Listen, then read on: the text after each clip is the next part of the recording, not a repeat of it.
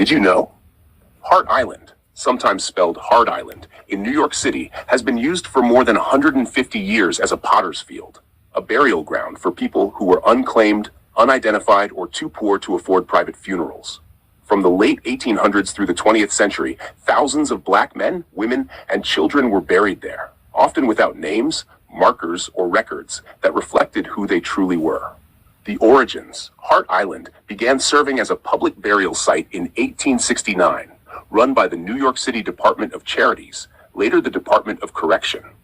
The city used inmates from Rikers Island to dig graves and handle the burials.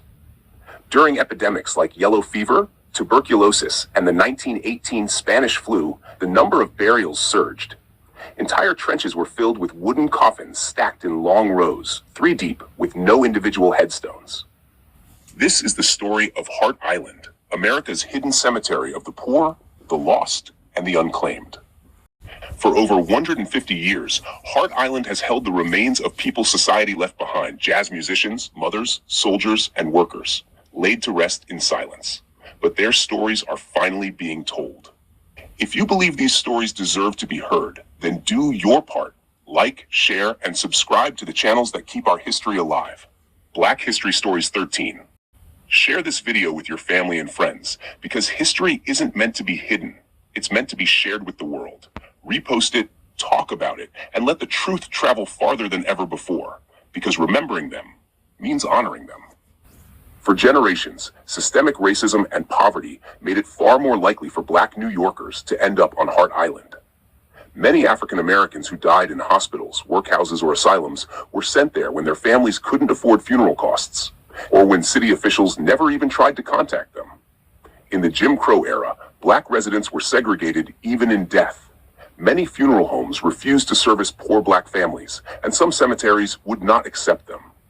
Hart Island became one of the few options left. During the 1980s and 1990s, the AIDS epidemic of the 1980s also saw countless bodies buried on Hart Island, many of them Black and Latino men and women who died alone, stigmatized, and unnamed. Coffins were marked only with numbers, not names. It's estimated that over 1 million people are buried there, a silent city of the forgotten, many of them people of color who built New York but were denied dignity in death. In recent years, activists and historians have fought to shine light on this hidden history. The island, once closed to the public, is now managed by the New York City Department of Parks and Recreation, and limited visits are allowed. Families can now search databases and even visit grave sites, something that was denied for decades. It's part of a long overdue effort to give respect to those who were lost. Hart Island stands as a reminder of how poverty, racism, and neglect can erase people's names, but also how remembering them restores their humanity. The story of the Black bodies dumped on Hart Island isn't just about death. It's about how a city is finally being held accountable for the dignity it denied its own people. Beyond being a burial ground for the poor and unclaimed, Hart Island also reflects the hidden social history of New York City, the people society didn't want to see. It has served many purposes over the centuries. In the 1860s, it was a Union Army training camp during the Civil War. Afterward, it became a site for a workhouse, a psychiatric asylum, a reformatory for boys, and even a prison. Each institution left behind stories of hardship, illness, and isolation, and many who died in these places were buried just a few yards away. During COVID, Hart Island again made headlines as mass burials resumed to handle overflow from city morgues. For over 150 years, prisoners from Rikers Island were sent to perform burials on Hart Island. They would stack coffins 3 deep in long trenches, often 150 per trench for adults, 1,000 for infants. Record the burials only in handwritten ledgers, not digital databases, meaning thousands were effectively lost to history. In recent years, volunteers and historians have worked to digitize burial records, identifying individuals by name when possible. The island tells a story about inequality that spans centuries.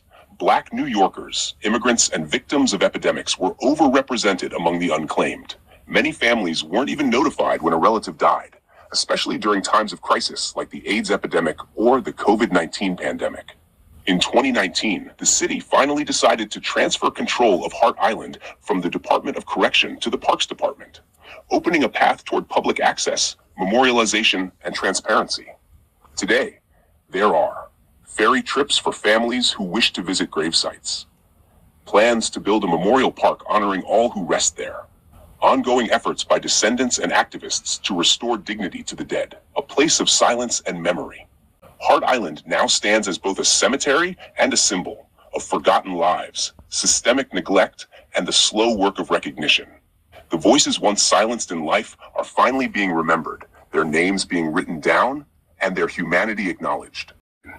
Here are a few of the real people whose lives have been rediscovered through the island's burial records and research by groups like the Hart Island Project. 1. Leonard Brown, a jazz drummer, forgotten by the city. Leonard Brown was a talented Harlem jazz drummer in the 1950s and 60s. He played with small club bands and backed some rising soul artists of the time. But when drugs and health problems overtook his career, he ended up living on the streets. When Leonard died alone in the early 1980s, the city listed him simply as an unclaimed body. His family in Georgia never knew what happened to him until decades later when they found his name in the Hart Island records. Now his niece visits the island every year to honor him, saying, open quote, "He played the drums for everyone else. Now someone finally plays his name." Close quote. 2. Alice Callahan, a mother of two lost to the AIDS epidemic. Alice was a home health aide from the Bronx who caught HIV in the late 1980s. When she passed in 1991, her family couldn't afford a funeral, and because of the fear and stigma surrounding AIDS, few people came forward. Her children didn't find her burial record until 25 years later. Through the Hart Island Project, her daughter left an online tribute that reads, open quote, "Mama, I found you. They put you away where no one could see, but now the world will know your name." Close quote. 3. Charlie Brown, a Civil War veteran. Not the cartoon character, a real black soldier who served in the Union Army. Charlie Brown fought with one of the U.S. Colored Troops regiments. After the war, he lived in poverty in New York City. When he died in 1908, the city buried him in the Potter's Field without any recognition of his service. Over a century later, researchers uncovered his records and learned he had fought for freedom. He is now listed in the National Archives as a verified Civil War veteran. 4. Theresa Tess Jackson, the seamstress who disappeared. Tess was a young black woman from Brooklyn who worked as a seamstress in a garment factory in the 1920s. She died during the influenza epidemic of 1928, but her body was never claimed. Her burial record shows she was just 22 years old. Historians believe her death was one of hundreds of young black working women who died anonymously in that era, their labor fueling New York's fashion boom, but their names buried in silence. 5. David Rios, a victim of the COVID-19 pandemic. Hart Island's story didn't end in the past. During the height of the COVID-19 pandemic in 2020, the island again became a burial site for the unclaimed. David Rios, a Bronx native who worked as a janitor, was among those buried there. His family couldn't reach him during lockdown, and by the time they did, he was gone.